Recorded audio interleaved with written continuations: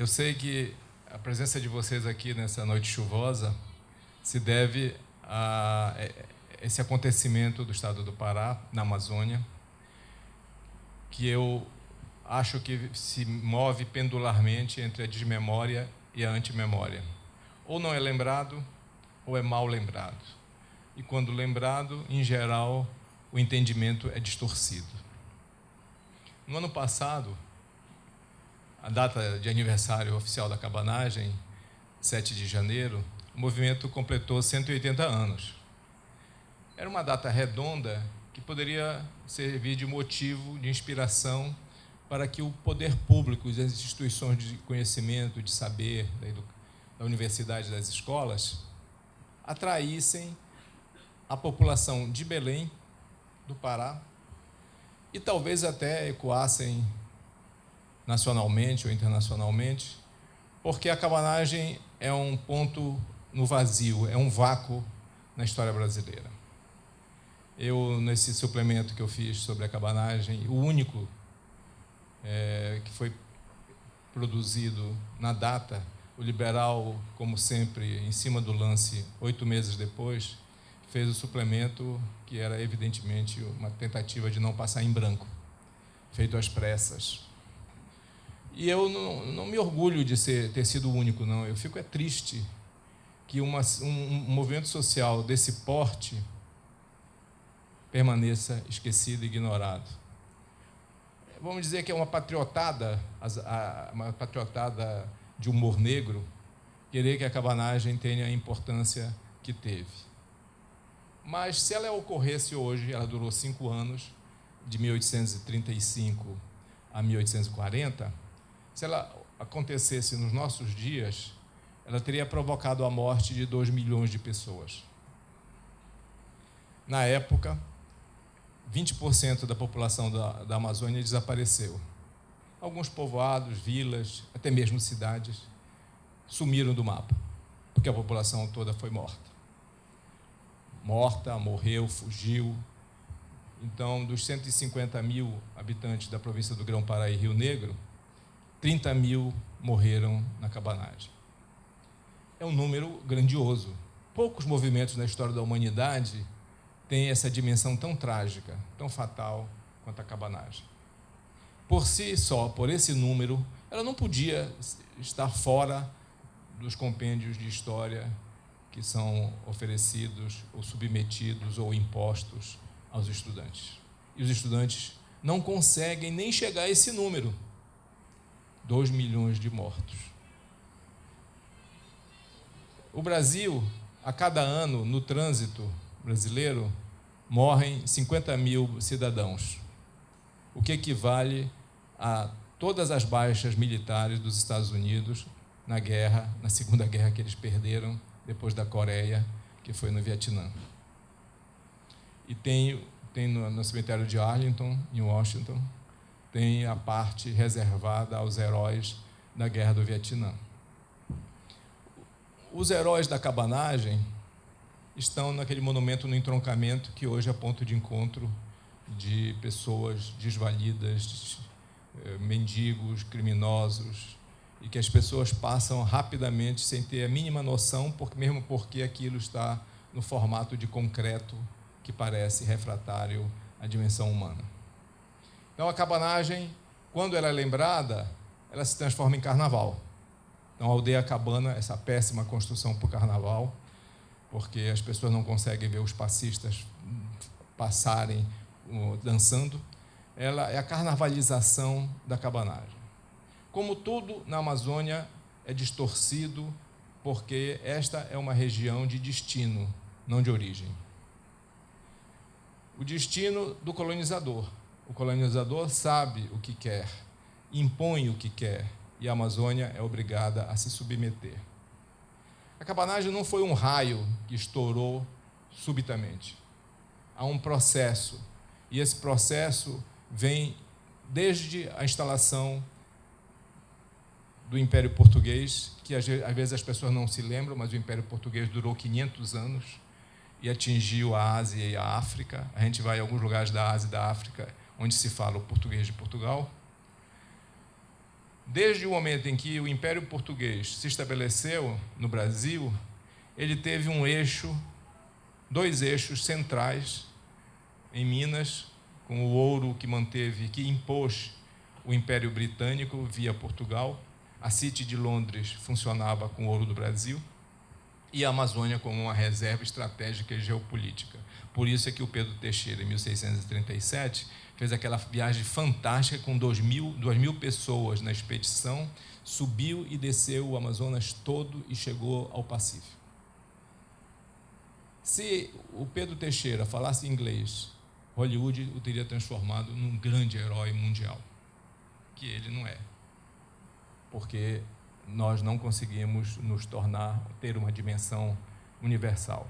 Mas o Pedro Teixeira fez aquilo que o Império Português mostrou, a sua sabedoria estratégica. Enquanto estava sob dominação portuguesa, entre 1580 e 1640, Portugal vivia sob o jugo da Casa Imperial, Casa Real Espanhola, ele já dilatou as fronteiras. E Portugal passou a dar à Amazônia uma importância que a Amazônia ainda não tinha, mas também não era a terra vazia que se costuma dizer. Tanto que algumas culturas comerciais já começaram a ser desenvolvidas na colônia, e toda essa tese que uma parte da esquerda sempre cultivou sobre o feudalismo no Brasil ou na Amazônia, isso é uma falácia, é uma fantasia, não é uma verdade. Embora em bases pequenas, o capitalismo comercial, o capitalismo mercantil, ele se estabeleceu desde a origem do Brasil. Nós não temos feudalismo, nunca tivemos. E isso é importante, por um lado, porque o Brasil tem relações de troca com o mundo, e ruim, por outro lado, porque essas relações jamais favoreceram o Brasil, e nós estamos vendo num ciclo novo, do qual nós não temos a dimensão. Nós ficamos falando da época da borracha, da época da Belém, da Belle Époque. A época atual do ciclo do minério já é muito maior, muito mais grave e complexa do que a da borracha, e nós não nos damos conta. Do nosso centro, do nosso coração, que é Carajás, sai todos os dias o maior trem de cargas do mundo, com 4 quilômetros de extensão, com 340 vagões, que percorre 875 quilômetros 12 vezes por dia.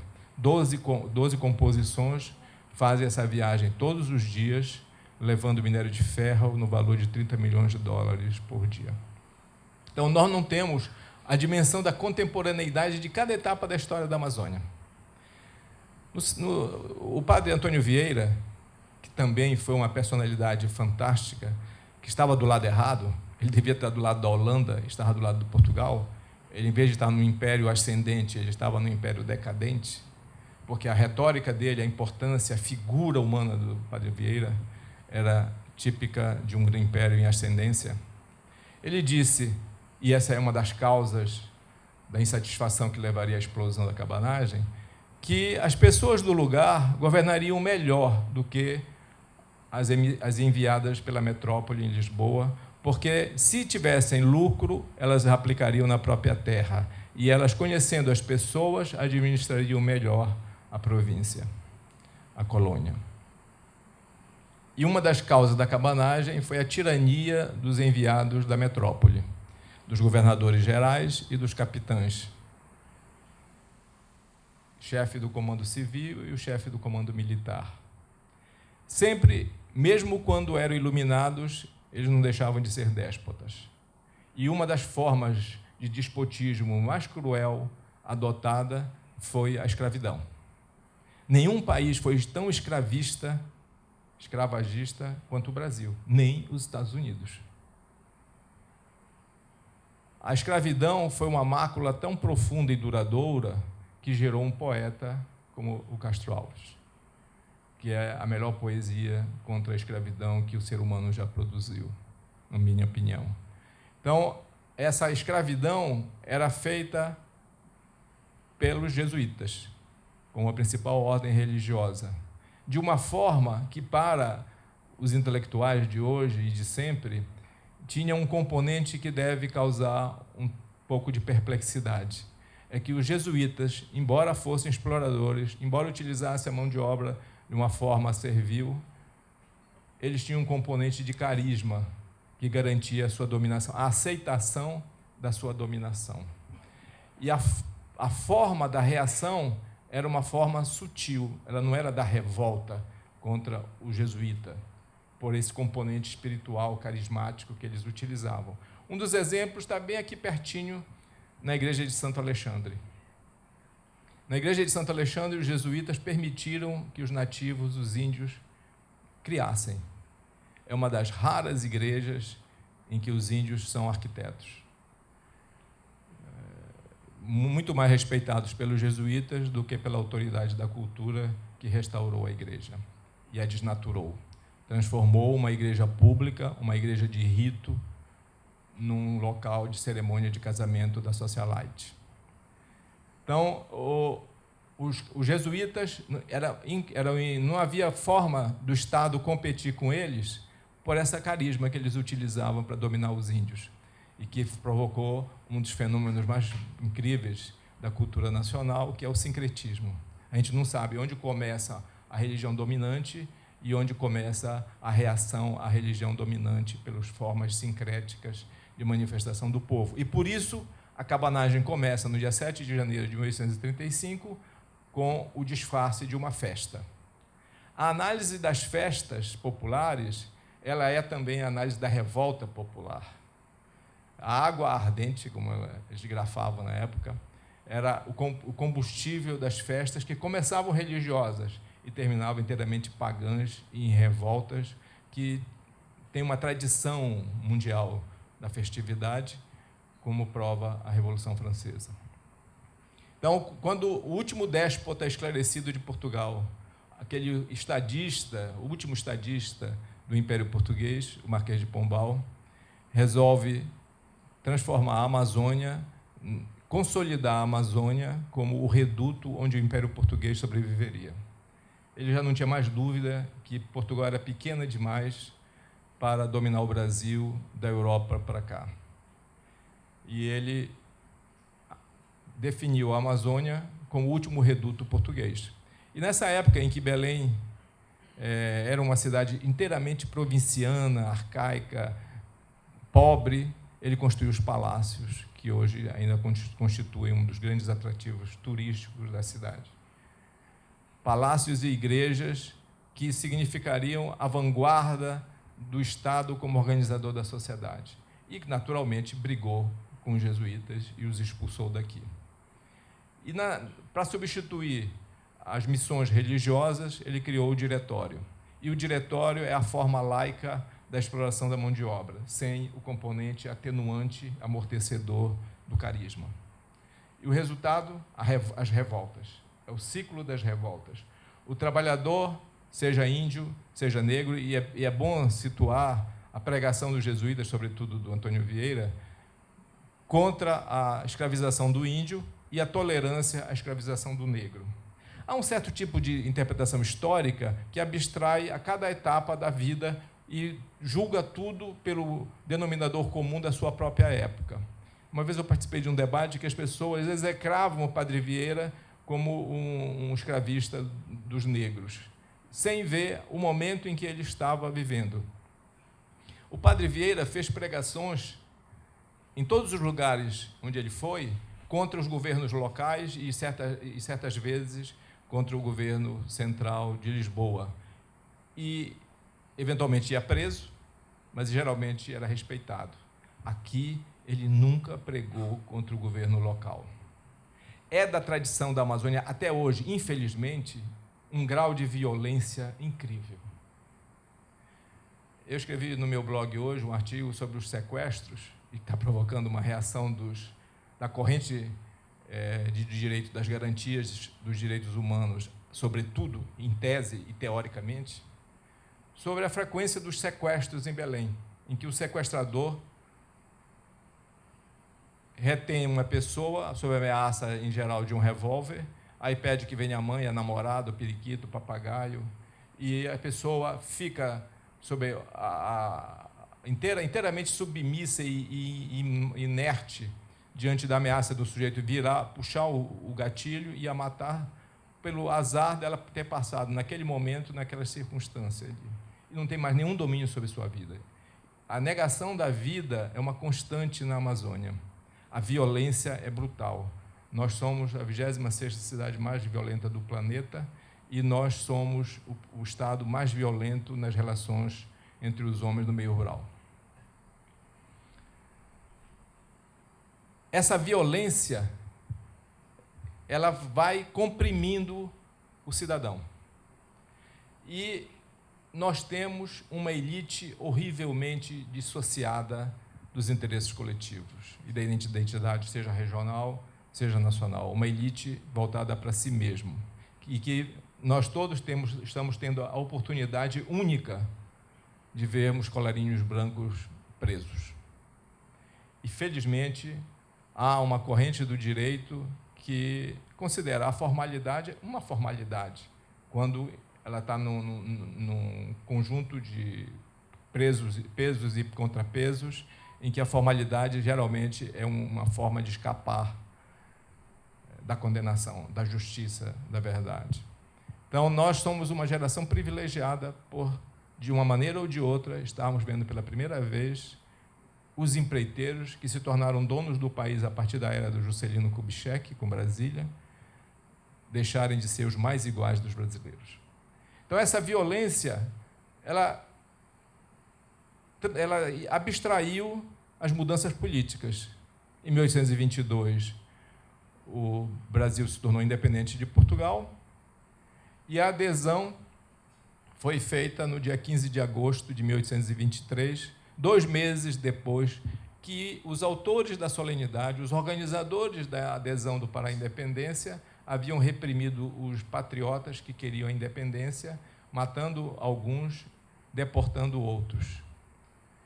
E esses mesmos cidadãos, autores da repressão contra aqueles que se expuseram, sem qualquer acerto prévio, na proclamação da independência do Brasil, eles estavam no palácio construído a mando do Pombal, no século XVIII, estavam lá para fazer a ata da adesão do Pará à independência. É claro que essa adesão não foi real. Essa adesão manteve os mesmos personagens.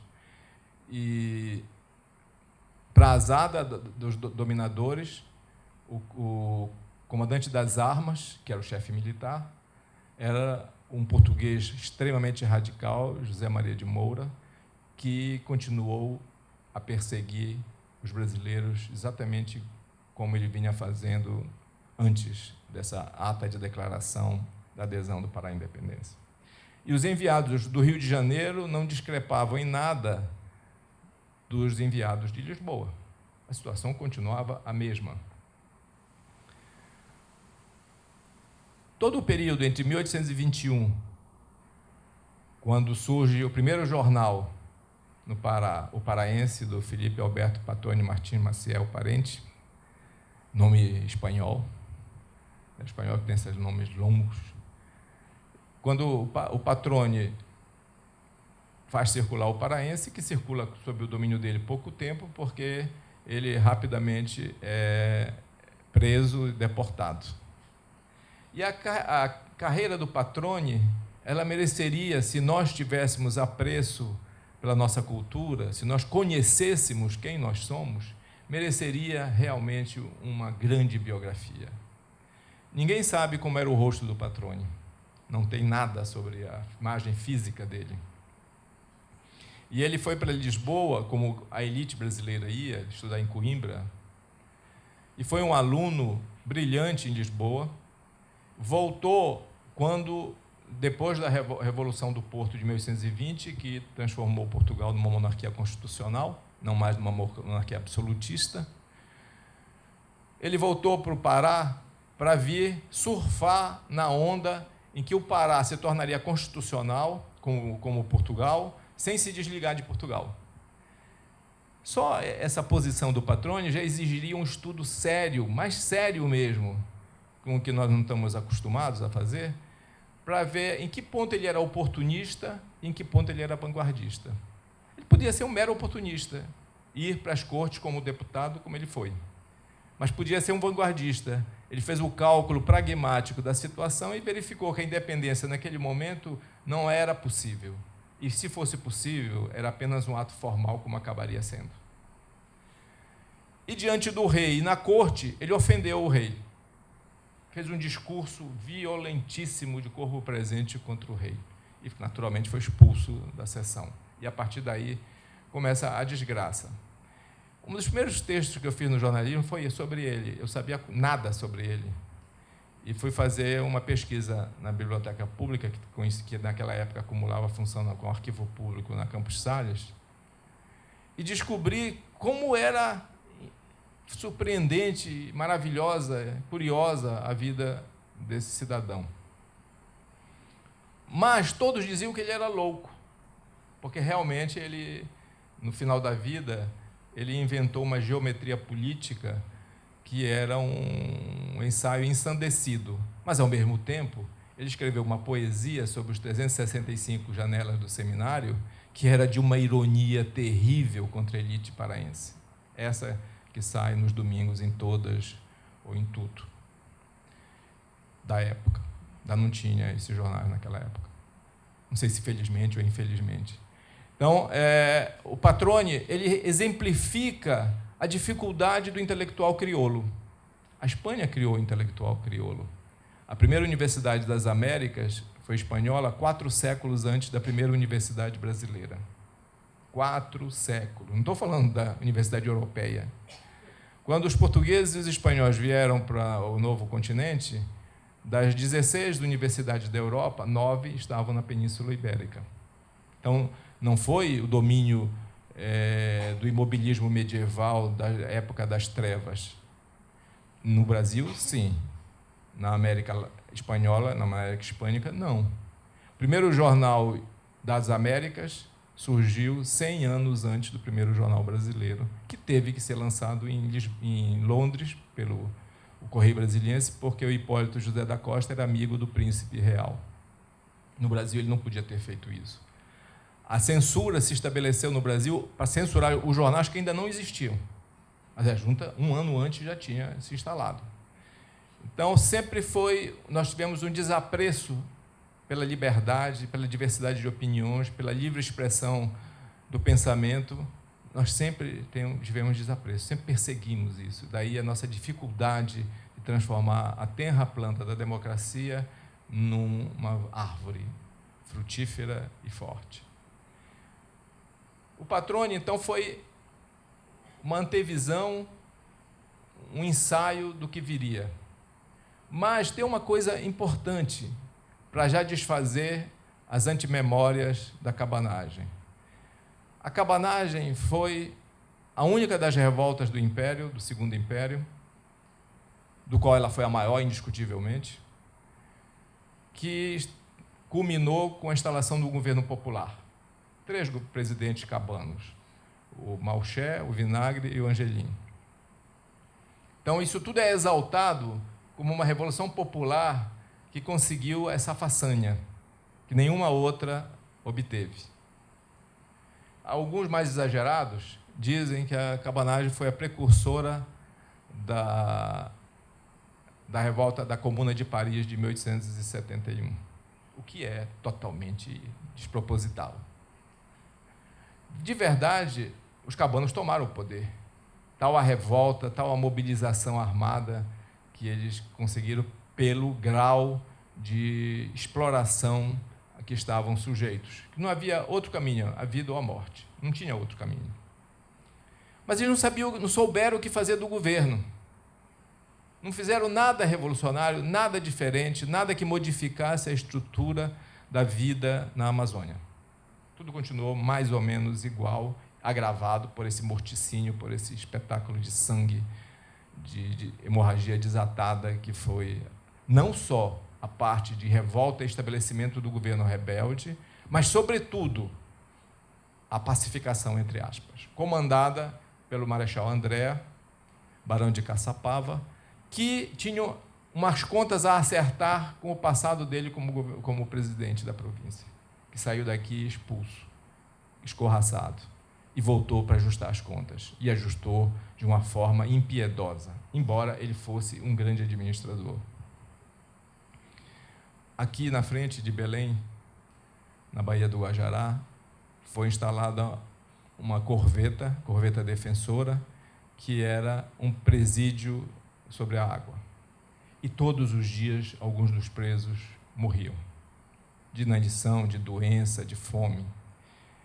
Foi a repetição, em escala menos dramática, mas muito maior, daquele triste espetáculo dos 226 mortos do Brigue Palhaço, que foram atirados no porão e jogado cal virgem, e eles se morreram, a maioria se estraçalhando um ao outro pelo desespero de ser sufocado e não ter água.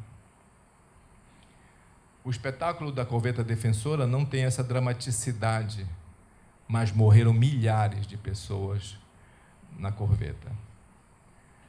Então, o período de pacificação, eu não tenho a quantificação exata, mas desconfio que foi mais sangrento do que o período da revolta.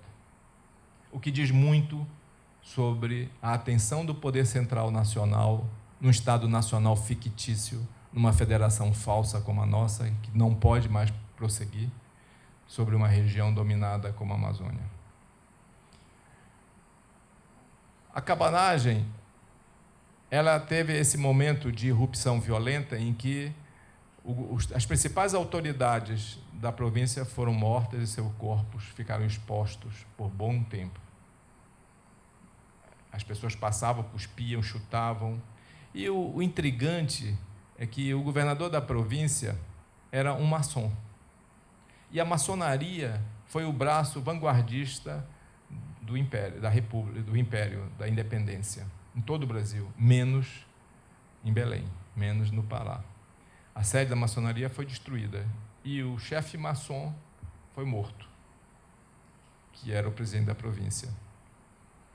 Então, é um componente que mostra que não se pode deduzir a história da Amazônia da história nacional. Durante muitos anos, a Fundação Getúlio Vargas calculou as contas regionais como o resultado das contas nacionais. Ninguém calculava as contas regionais, calculava-se as contas nacionais e o que sobrasse das contas nacionais, Rio Grande do Sul, Sudeste, Nordeste, Centro-Oeste, era a Amazônia. Então, era por resíduo. E a Amazônia sempre foi tratada por resíduo, apesar de representar 65% do território nacional.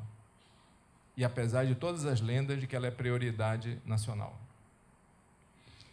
Só se entende a cabanagem nesse contexto de uma guerra contínua para a exploração dos recursos naturais da Amazônia, não de uma forma desimportante. Há uma tendência de considerar que a Amazônia não tinha relevância econômica. E, no entanto, teve a Companhia do Comércio do Grão-Pará e do Maranhão, que só não foi de maior sucesso porque o Pombal caiu. Porque o Império Português já estava realmente nos últimos suspiros e já era apenas um capitão do mato da Inglaterra. Mas a Companhia de Comércio importou milhares de escravos e a sua pauta comercial era ampla, envolvia, inclusive, a primeira grande cultura comercial da Amazônia, que foi o cacau.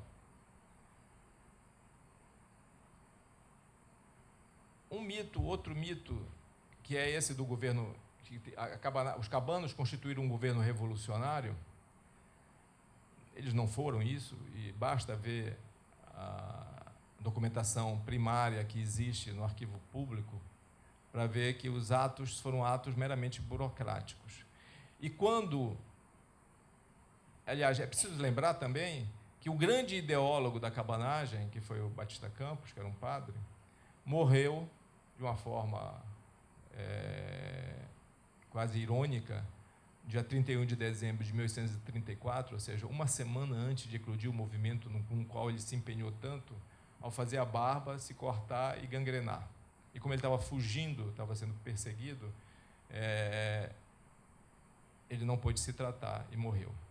Quando fizeram a exumação do corpo do Batista Campos para colocá-lo lá no monumento da cabanagem, os ossos, quando chegaram os ossos para inumar lá naquele monumento, estranhamente ele estava de sandália havaiana. Perguntei, será que ainda fabricava de sandália havaiana? Perguntei para a pessoa que estava lá, fabricava havaiana naquela época? Então, é essa carnavalização que compromete a possibilidade da gente ter uma indicação séria.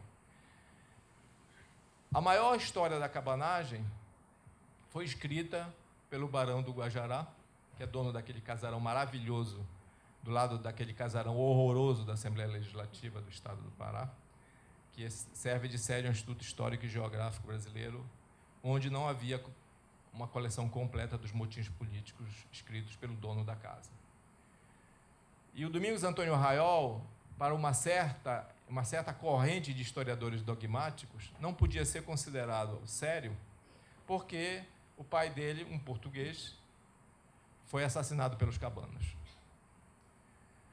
Esse tipo de história e de historiador se diz intérprete da verdade, arauto da verdade, ignorando que os homens têm carne e osso.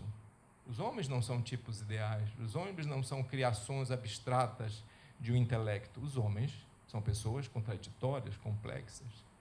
E os motins políticos, dos quais nós só tivemos 2 edições, e a última foi de 1970, poderiam ter reeditado nos 180 anos, os motins políticos são uma das maiores histórias que se escreveu no Brasil. E nós devíamos honrar o Domingos Antônio Raiol pela capacidade que ele teve, 30 anos depois da cabanagem, de escrever um livro como esse. Infelizmente, esses 5 volumes originais, que na reedição foram 3, eles terminaram em 1835. Não porque ele não tivesse advertência histórica, é porque o segundo, que seria o 6º e 7º volumes, a segunda parte dos motins políticos, ele carregava com ele quando o navio onde ele viajava naufragou perto de São Luís do Maranhão e ele perdeu todos os manuscritos. Para azar nosso. Porque até hoje a principal fonte de informação sobre a cabanagem é essa obra, que foi editada com desleixo pela Universidade Federal do Pará em 70. Porque você está lendo o texto principal e vem uma nota de rodapé. O rodapé avança 7 páginas na frente e você tem que voltar depois para retomar a leitura. E isso é cansativo e, de certa forma, compromete um pouco a compreensão global. Eu acho que ninguém compreende direito os motins políticos com uma leitura.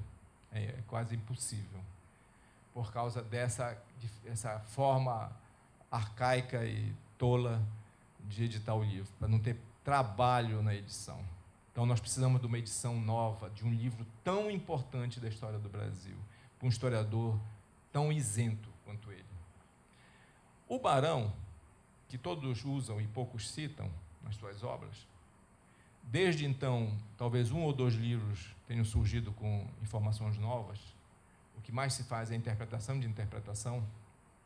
O Barão disse ter ouvido, ele pôde ouvir pessoas que participaram da cabanagem, porque quando o pai dele foi assassinado, ele era criança, que uma pessoa disse que a Inglaterra, que era a maior potência do mundo nessa época, tinha a maior marinha, e ainda tem uma das maiores marinhas do mundo, mandou aqui 3 navios, comandados por um capitão Strong, para cobrar satisfações de quem estivesse no governo da província, eles não sabiam quem estava, porque um navio comercial inglês, o Clio, tinha sido assaltado em Salinas, onde ele tinha que pegar, e como ainda se pega o prático, e sobrou apenas o Grumete. O resto tudo foi morto e o navio pilhado. E a maior parte da carga do navio eram mosquetões, porque existia aqui um grande comerciante. Aliás, existiam mais consulados estrangeiros em Belém dessa época do que hoje. O consulado da França, o consulado dos Estados Unidos, da Inglaterra, funcionando ativamente. uma das principais fontes. Nós temos hoje representações consulares, na maioria das vezes. Temos cônsul mesmo, Japão, do Suriname, da Venezuela, da Guiana Francesa, mas proporcionalmente Belém era muito mais bem servida de consulados, fora as representações, consulado português, que era fortíssimo naquela época. O consulado americano era muito mais forte do que hoje, por incrível que pareça. Então, é uma informação importantíssima sobre a cabanagem, está na correspondência do serviço diplomático, acreditado aqui em Belém. Então, o capitão Strong entrou e teria ido. O presidente que estava no poder era o último dos presidentes, o Eduardo Nogueira Angelim, 23 anos. E a lenda diz que o Strong exigiu uma salva de 21 canhões e que fosse hasteada a bandeira inglesa e baixada a bandeira brasileira, e convidou o Angelim a proclamar a independência da Amazônia sob protetorado inglês. E até hoje, sobretudo nos dias de carnaval, essa história é repetida. E não é verdade. Certo dia, de 11 anos atrás, um pesquisador, o David Cleary, estava pesquisando a história do ouro no Foreign Office, o Ministério das Relações Exteriores, em Londres, quando encontrou a correspondência do cônsul da Inglaterra em Belém, que é de uma família que ainda hoje está aqui, a família Hesketh, e o embaixador na Inglaterra, e o almirantado e o comando naval da Inglaterra na América, que era estabelecido em Barbados. E essa correspondência mostra que a Inglaterra tinha tudo, se quisesse, para transformar a Amazônia num protetorado, numa colônia inglesa.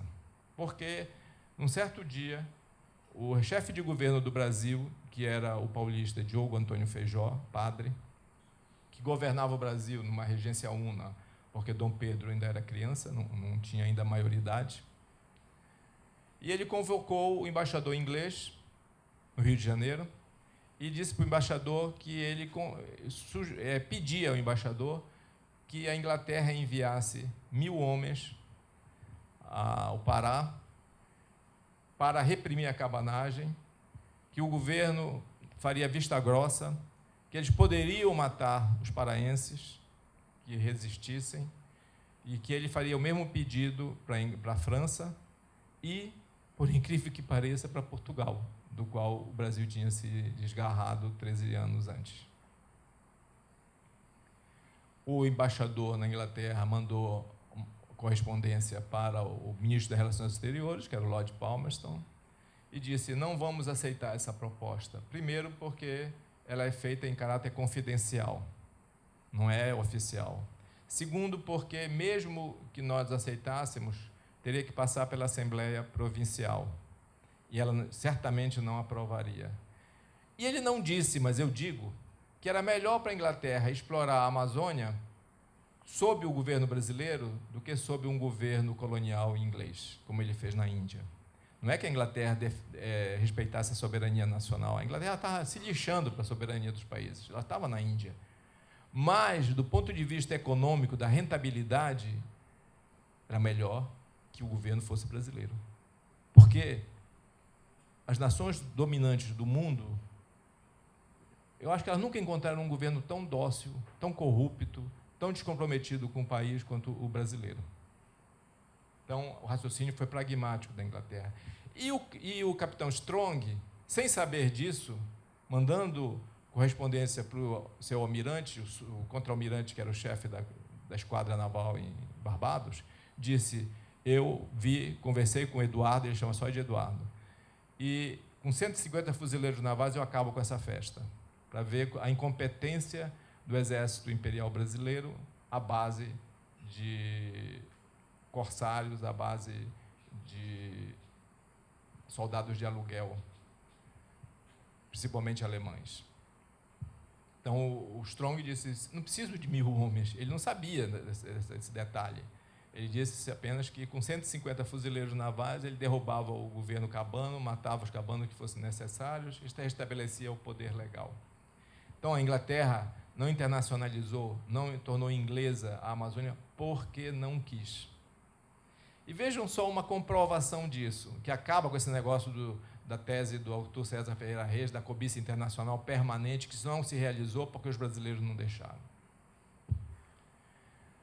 O Banco do Brasil foi instalado no Rio de Janeiro, com a vinda da família imperial portuguesa, em 1808. O Banco do Brasil se instalou no Brasil, em Belém, em 1908, exatamente um século. Em 2008, quando o Banco do Brasil comemorou na bela Estação das Docas o centenário da sua instalação em Belém, eu disse para o gerente o seguinte: o senhor não devia comemorar, porque o senhor levou um século para chegar na Amazônia. Ela não fica tão longe do Brasil. Então, quem financiou a borracha? O Banco de Londres. Quem foi pioneiro no crédito aqui? O Banco de Londres. Quem dominou o esquema aqui? O Banco de Londres. E nós achamos que anulamos essa história derrubando o prédio da Booth Line aqui na Presidente Vargas. Uma vez eu estava no museu lá em Londres, Museu da Naval, e aí eu disse para o diretor do museu que tinha prédios estilo colonial inglês em Belém. Aí ele disse, eu não sabia. Tem o da antiga Port of Pará, que é a ENASA, a atual CDP. E ele foi ver num catálogo que ele tinha lá, e aí verificou realmente, eles não sabiam. Aí ele disse, eu vou mandar fazer um trabalho sobre essa presença arquitetônica inglesa, que nós não temos isso registrado aqui. Mas eu vou lhe mostrar um negócio que você não sabe. É que durante a Segunda Guerra Mundial, os ingleses fizeram um cadastro geral de Belém. E eles identificaram os possíveis quinta-colunas nazistas aqui e que prestavam serviços de informação que permitiam aos submarinos alemães nazistas abater os navios brasileiros, sobretudo os navios mercantis, né? E alguns nomes ilustres estavam nessa relação. Então, qual era a ideia da Inglaterra em conjunto com os Estados Unidos? Se essas pessoas continuassem a atuar, elas seriam presas pelas autoridades inglesas e americanas, porque não seriam presas pelas autoridades brasileiras. A cabanagem, ela é uma lição de história profunda. Mostra que o povo tem um limite de tolerância, e esse limite de tolerância sempre foi ultrapassado. Que não tenham ocorrido as outras cabanagens, talvez não na mesma dimensão, que hoje seria totalmente impossível, dada o controle direto do poder central, mas pelo menos essas revoltas seriam muito mais constantes e a gente teria a percepção real de quando elas ocorrem, o que nós não temos hoje.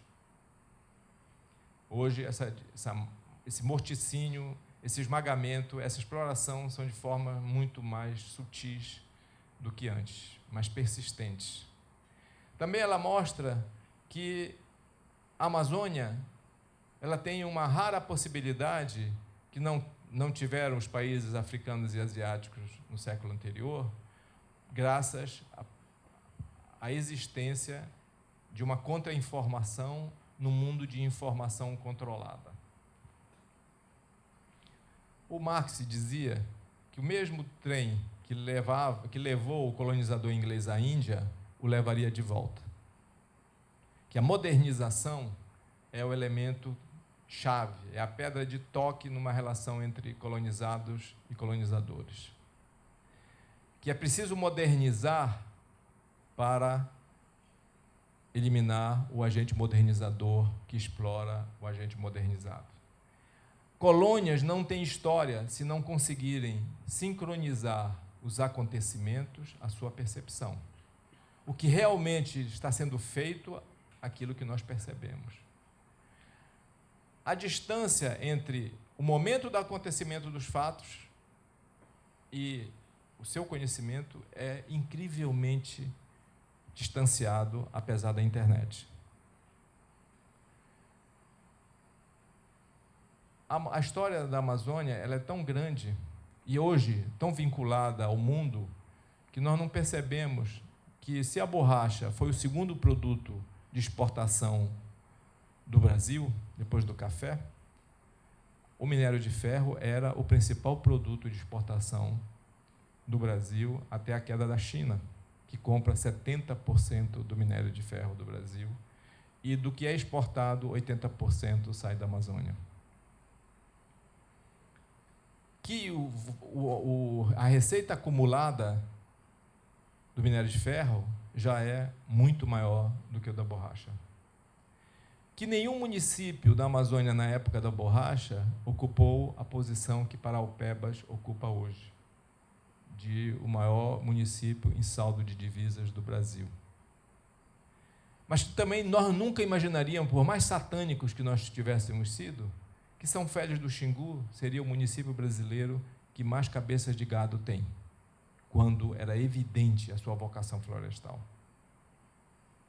Para que essas 2 milhões de cabeças de gado se estabelecessem, era preciso derrubar a floresta. E era preciso que essa filosofia que se repete no Brasil ao longo de séculos, da ocupação do território nacional pela pata do boi, pareça ser escrita pelo próprio boi, porque dispensa a elucidação dessa diretriz.